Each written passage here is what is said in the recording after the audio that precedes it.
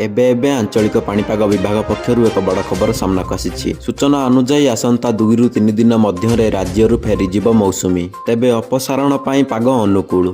तेबे आगकू केउ जिला को केते परिमाण रे वर्षा हेबो, केउ जिला को नियंटिया वर्षा रहिछि ता नै संपूर्ण अपडेट जानिबा। किंतु ता पूर्वरु वीडियो गुटे लाइक करंतु, सांगसाथी मानक सहित अधिकरु अधिक मात्रा रे शेयर करंतु। आपण माने जदि हम चैनल रे प्रथम थर पई वीडियो देखुथांती ताले एबे ही सब्सक्राइब करी बेल आइकन को ऑन करी रखंतु, जहाद्वारा जेबे भी जेकोसी पाणीपागर लाटेस्ट अपडेट आपण माने सर्वप्रथमे आम चैनल रे पाई परिबे। ताहले लेट न करी चलंतु खबर उपरे नजर पकाइबा।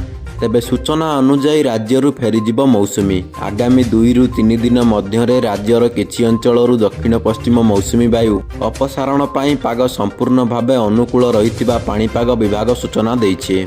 राज्यरु मौसुमी प्रत्यावर्तनर स्वाभाविक समय हेउछि 10 ରୁ 15 तारिख। तेबे सेपटे लघुचाप प्रभाव रे आसंता 10 तारिख जाए उत्तर ओडिशा रे वर्षा हेबो। बालेश्वर, मयूरभंज, सुंदरगढ़, झारसुगुड़ा, देवगढ़, केन्दुझर, भद्रक और केन्द्रापड़ा रे स्वल्परु मध्यम धारणर वर्षा होई पारे। बालेश्वर और मयूरभंज रे अधिक वर्षा हेबा बोली वरिष्ठ पाणीपाग विशेषज्ञ प्रोफेसर सुरेंद्रनाथ पशुपालक पूर्वानुमान करिसेंती। आसंता 11 ରୁ 14 तारिख जाए उपकूल और संलग्न जिलार किछि स्थान रे हालुकारु मध्यम धारणर वर्षा होई पारे। किंतु दक्षिण और पश्चिम ओडिशा रे पाग सुखिला रहिबो।